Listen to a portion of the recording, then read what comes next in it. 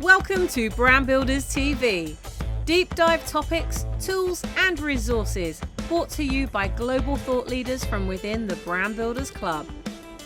This show gives you access to the strategies that you can use to move forward with ease and flow in every area of your life and business.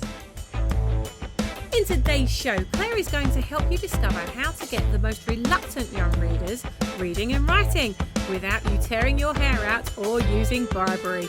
So find a quiet space and enjoy learning some literacy hacks, listening to a high vibe story followed by a magical meditation. Learn it, model it and get shit done. Let's go. Hey, thank you for somebody who said that I was muted. So I was just giving you a quick run through of our training that we're going to have today. I'm going to be walking you through 5 top tips, sharing top tips with you for our reluctant readers and writers. And then at the end of that, I'm going to be sharing a little story, a snippet of a story that is written with those tips in mind. And at the very end of that, we're going to be looking together at having a lovely meditation, which I'm doing because you can share this with your children, with your teenagers, with your learners, right, to help them tap into their imagination so that that gives them something to write their story with. Okay, so any comments, please pop them in as we go. Any questions, pop them in as we go. Anything that you love, give me a thumbs up. I would like to know, and I will make sure that I respond to you all individually, certainly at the end, if not while we're going through. All right, so I'm going to share my screen with you so we can hop straight into the content. Why should you listen to me? Because I've been educating for over 15 years and these strategies have worked during lockdown with children all around the world, different ages, different abilities, non-English speakers, dyslexic children, children with SEN, so they can work for your child or children at home too. All right, let's get cracking. Let's hope that the tech works. So what I'm going to do is quickly give you a whistle-stop tour of our top tips for story writing. So first of all, in this training today, you are going to find out how you can create a catchy title, keep your reader enthralled, write your story really easily, even if you're like a scientist or a mathematician and this isn't your area or your zone of genius, and how to make your writing more interesting and end on a high so that people want to read more of your work.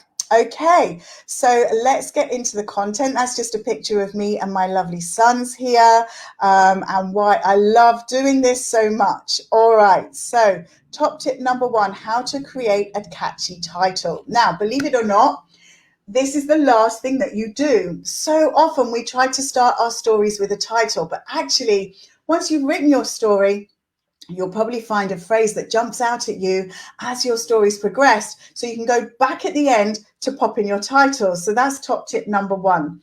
There are 5 different title types here. You can see them written down for you. Whimsical titles, action titles, wacky titles, which I really like. Boys tend to really love that, like Pineapple Grenade, 2 conflicting concepts.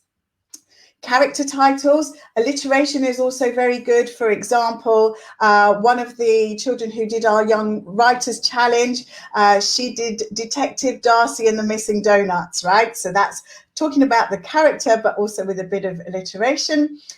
Descriptive settings like the house on Privet Lane. Some of your young writers and readers may know this. It's a Harry Potter title, or the day in the life of. That's a really easy one, right? So the diary of a wimpy kid, the day in the life of Walter Mitty. Okay, they're really, really good ideas for a catchy title. So how do we hook our reader?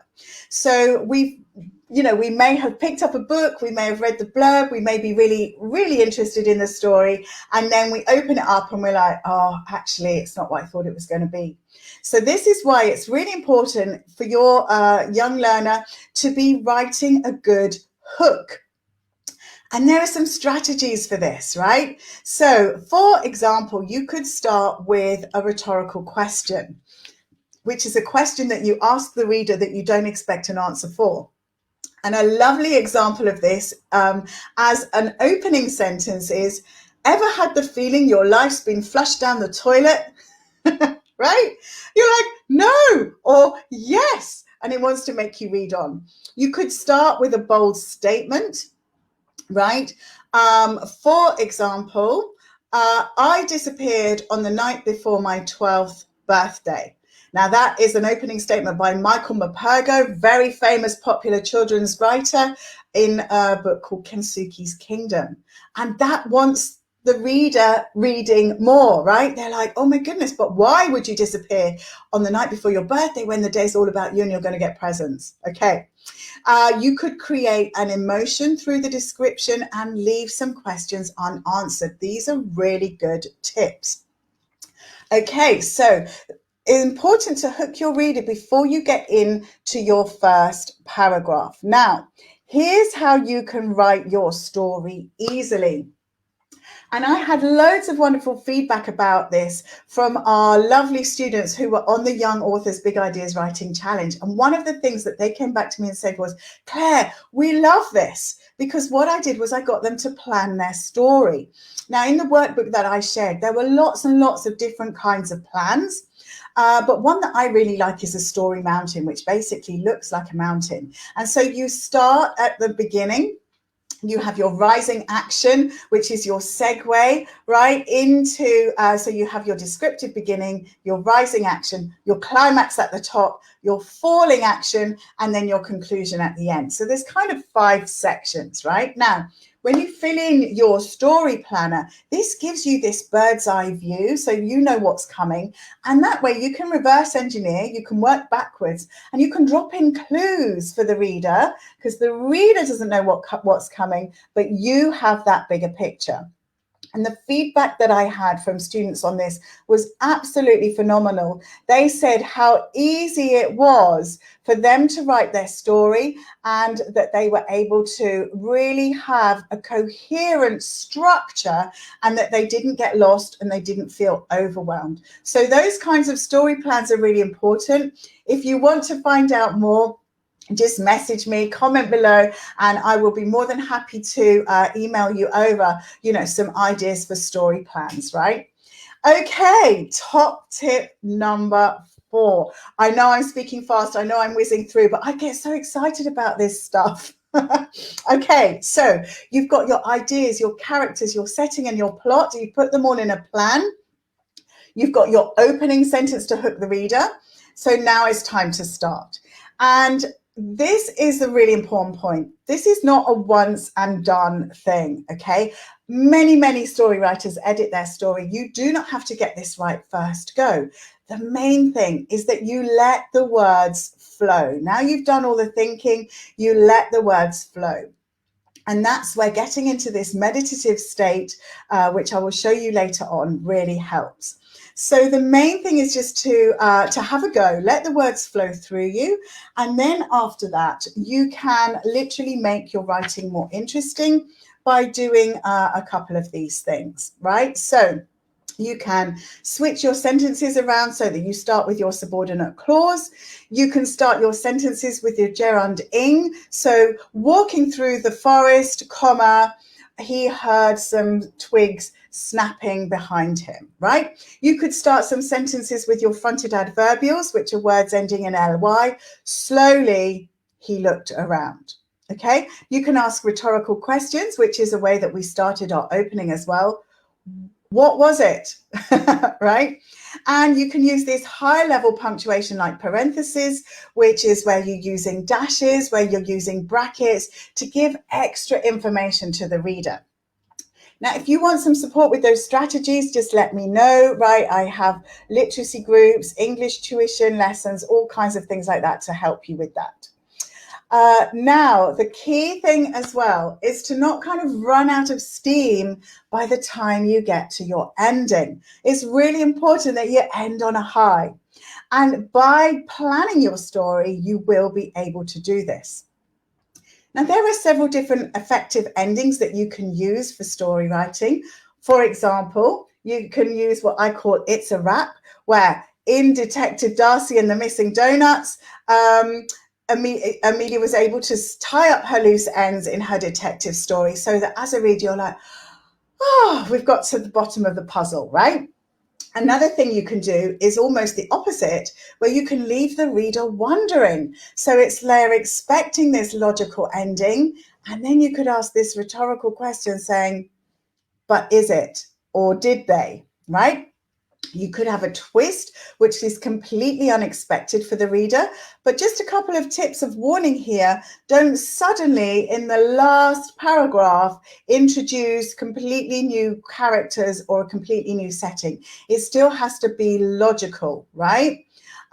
Or one of the ones that I like is where you can come back full circle and you tie everything back to the very beginning. So that they might end up in that same glade in the setting where they started, or you might end up having a conversation with the characters who started with a dialogue at the beginning. So coming full circle is a really lovely way to make the reader feel that they're fully grounded and that they've really got something out of your story. Okay, so I'd love to know if you've got any comments about that. I will pop and have a look at them at the moment. Yeah, happy to have a call with you to move your children's learning forwards. I've got all sorts of things that I'm doing. And some of our young readers and writers, you know, have really been enjoying these sessions, even if they've struggled at school. I got a message the other day from a mum who was saying, Harry's been telling all his teachers all about you. They can't believe how much he's writing now. So this stuff is making a real difference, right? And I just wanted to show you this picture of Nellie here. She's so gorgeous. A young writer who was on our challenge to go from a blank piece of paper to a publishable story. And here she is holding her book. She sent me in 30 pages worth, right, with beautiful illustrations. And it was so wonderful that she was one of our winners. And she actually got her very own book published that she did in just 7 days, right? 7 hours worth of training. So how amazing is that? These strategies really, really work. Okay, so I'd love to see and hear if you have got any comments about that, any questions, any strategies that you've maybe used with your children in the past that have worked or haven't worked. It might be all down to that planning, okay, right at the beginning.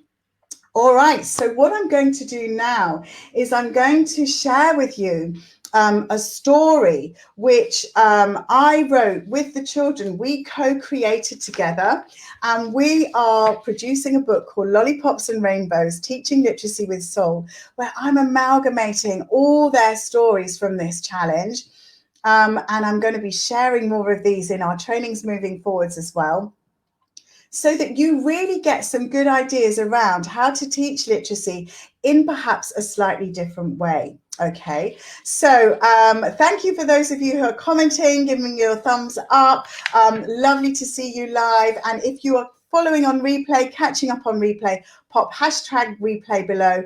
Or if you're watching this live stream from a video, please do comment, because I would love to know your comments. Okay, so I'm going to read you a story called Artemis's Birthday, which I wrote with the children. And I'm going to share with you as well an illustration that my son did for this story as well. What do you think is the link between getting young people writing and reading? Well, the link is language, right? If they trying to write a story, I love that question. If they're trying to write a story and the words aren't coming and they're not getting into flow, like often children will only use words that they know how to spell, right? So it's really important when we're in this writing process and you're letting it flow through them, that you really encourage them to have a go at using words that they want to say, but they may be reluctant to use because they don't know how to spell them and they're worried about getting it wrong. Now, if your child's vocabulary is quite limited and they're like, well, I can't find the word for that, I don't know the word for that, then it's using a thesaurus to help them come up with other words.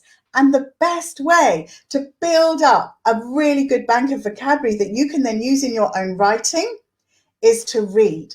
So this gives them a purpose to read more widely, because they're like, actually, I had such a good idea for my story, but the words I used are a bit boring. Okay, so by reading to your children, if they don't like reading, get them listening to stories, right? Get them listening to stories, which is why I'm reading to you now, because the listening to the story helps you imbibe that amazing, beautiful vocabulary, which you can then use and parrot and magpie. We call it magpieing words and phrases that you love, and you can then use that in your own writing. Great question. Thank you so much for that. So this is now time for the listening part, because by listening to a story with high level punctuation, vocabulary, and good use of grammar, that then goes into your subconscious so that you can use that in your own writing. And we are never too old to hear a story. Okay, so Artemis's birthday. Artemis was no ordinary girl, and so her birthday was going to be like no other. Long, long ago, deep in the forgotten mists of time, the faint hooting of an owl was carried on a soft breeze to an ancient woodland grove, where Artemis was resting in her favourite place against the gnarled fallen log of a great oak tree. Artemis was waiting for her father, who was meeting her to give her a present for her 10th birthday. Needless to say, she could barely contain her excitement, and waiting seemed like an eternity. Practice patience, my dear, she could almost hear her grandmother whispering to her. So, with a deep breath, she sat up straight, and with her feet firmly planted on the ground, she raised her face to the sunlight that was streaming through the treetops. Within seconds, Artemis could feel her breathing slowing and calm light wash through her. She caught her reflection in the sparkling stream flowing next to her and thought how her golden hair looked like sunbeams. Now that Artemis had quietened her mind and body, the forest animals began to shyly approach her with their birthday gifts. Artemis started humming and singing softly at first, and then chanting nature's song. And soon the woodland creatures, sparrows and hawks, were joining her. The deer, the fox, the owl, the rabbit, and the badger had all come to see Artemis. Her father was taking too long. The shadows spread and lengthened through the trees, throwing dappled patterns onto the forest floor. Anxiously, she estimated the time. Where was he? Silhouetted in the flickering light was a giant shadow of what seemed like a bear, but not the brown bear she was used to seeing in the woods. Could it be him coming closer? Something felt strange. As time went on, other creatures appeared too, such as the wolf, the eagle, and the bear. Artemis was unafraid and sat quietly and still so that she could fully appreciate the gifts that each animal brought her. Eventually, as the sun was setting low and the wood was awash with a golden glow, Zeus appeared. "You have done well, my daughter," he reassured her, "and now it is time for your special gift." Artemis sat close to her father, sheltered from the breeze by his huge body and warm cloak, wrapped protectively in his strong arm. She looked into his kind face and saw the deep wisdom in his eyes, and she knew instinctively that this would be a gift like no other. For her father was Zeus, god of the gods. Carefully unwrapping the moss and leaves from the bundle that her father had given her, Artemis discovered she was holding a wooden box. A wooden box that was similar to the one at home that her grandmother kept her special rings in. A wooden box that felt ancient and very, very special. Artemis carefully traced the engravings etched on the lid with her finger, trying to fathom the symbols that she found there. "What's in this box, Papa?" she asked. "This is the box of the ancients," he explained. "It has been handed down to specially chosen people who are guardians and light workers of the earth. And now, my daughter Artemis, I am handing this box to you.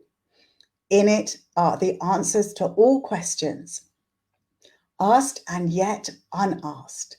In it is the wisdom of the ancients from the beginning of dawn." "But why should I have this box?" asked Artemis nervously. "Because you have been chosen, and because one day you will have a deep and powerful knowledge to add to the box, which will continue to help children when they need guidance." With a beating heart and trembling hands, she carefully began to open the box. So there we go. I just want to show you the picture that my son drew for this story when he was inspired. So there we go.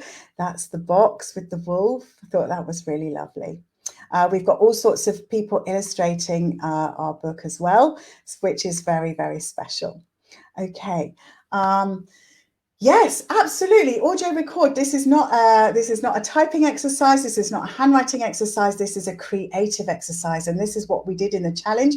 I said to the parents, if the children dictate the story and you type it up for them, that's absolutely fine. By all means, do that. Fantastic idea. So some of the questions that we do for a follow-up are, so these are some key questions you could ask, right, to promote discussion around the story. Thank you. I'll let Alex know you liked his drawing. How would you feel, and you could ponder on these now too, how would you feel if you received a present like this for your birthday, and why? Another question for discussion, I call them curious questions, are what spiritual question would you like answered, right? And some suggested follow activities: sketch, draw, or paint the woodland setting that Artemis was waiting in. That's what my Alex did for me. What present do you think each animal brought her? And think about the attributes of each animal. For example, a fox is cunning. You could listen to some music of this story and make up your own movements or mimes. You could, of course, write your own story, and you could write out a simple character description as a mind map for your favorite character in the story. So just before we finish, what I would love to do is to share with you a beautiful mini guided meditation at the end of each activity in our book, Lollipops and Rainbows, Teaching Literacy with Soul. There are these follow-up activities and questions, and there's also a guided meditation to do with the children as well. So I would like you to get yourself feeling comfortable. I'm going to share a beautiful image on the screen with you now, and so that you can just listen to my voice for the guided meditation. So if you need to pause this video and come back to it, please do that. Okay, getting ready to relax. So taking a deep breath in for me, sitting up straight or lying down, whatever is comfortable for you. You may want to keep your eyes open and look at this beautiful picture, or you may want to close them. Imagine sitting on a gnarly log in the middle of the beautiful woods with a stream nearby. Just think now, what can you see, hear, smell, and feel? Taking some deep breaths in and out, and feeling your heart rate and your breathing slow down. Can you feel the warm sun? Or perhaps a cool breeze? Can you hear the gurgling stream? Maybe the birds are singing. Can you feel the bark of the oak tree and the moss under your feet?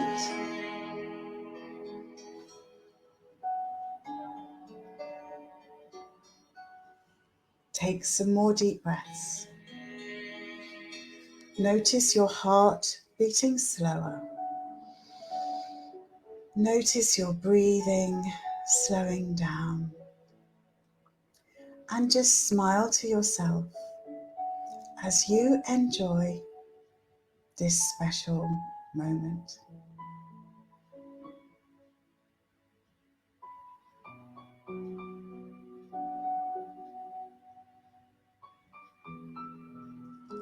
Knowing you can come back to this special place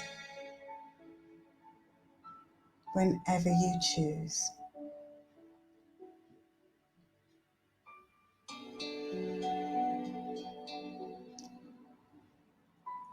allowing your mind to wander.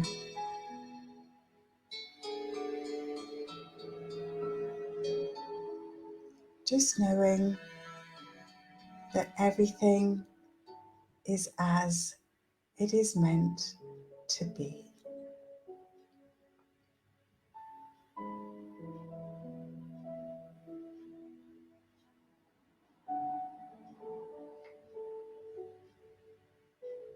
And then, when you're ready, very slowly, wiggle your fingers, wiggle your toes, maybe stretch, yawn, sigh, and very slowly coming back to the room,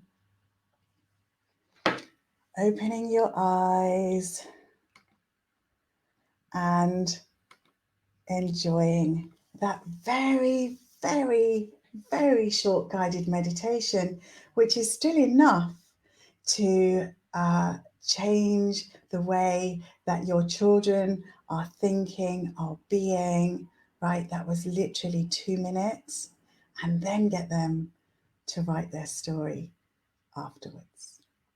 All right, if you have any questions, please pop them down. Somebody's asked here, do you think we teach these story writing skills well at school? No, we don't. In fact, that beautiful writer Nellie, who was able to produce 30 pages of writing, when I was talking to her mum, we were saying at school, there is no way, like you might have a big write on a Friday afternoon where you're given an hour, that's it, right? But by building up, and doing it in such a way where there's not a one size fits all approach, like, yes, the input that I gave the children on the trainings, there were 7 hours of trainings, that was the same for everybody, but the output was very, very different. And this is the thing, we need to be able to tap into the potentiality of our young people by giving them the time and the space, as well as the skills, to really just show what it is that they can do.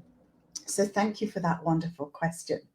All right, that is it from me, beautiful people. I am going to find you here again next week. If you want to get in touch with me, please do so. You can hop on a call with me. You can direct message me. You can find me on Facebook. You can find me on LinkedIn. You can find me on Instagram. And I would love to connect with you and get your reluctant reader reading, your reluctant writer writing, or your very able student really stepping up into becoming the young author that they are destined to be. It's been lovely talking to you and sharing all these tools and tips, and I will see you again soon. Take care. That's it from me. Bye for now. I hope that you've enjoyed the show today as much as we've enjoyed making it for you. If you've got anything out of this episode, please do tell someone else how they can subscribe to the Brand Builders TV channel at youtube.com/brandbuilderstv. Why not join us at our next Brand Builders Thinkubator, a global mastermind that we run every week to take away the loneliness of being in business on your own. For more information and to book your place, visit light.brandbuilders.club/Thinkubator. That's light.brandbuilders.club/Thinkubator. Until next time, be the ripple that you wish to see in the world, and we'll see you soon.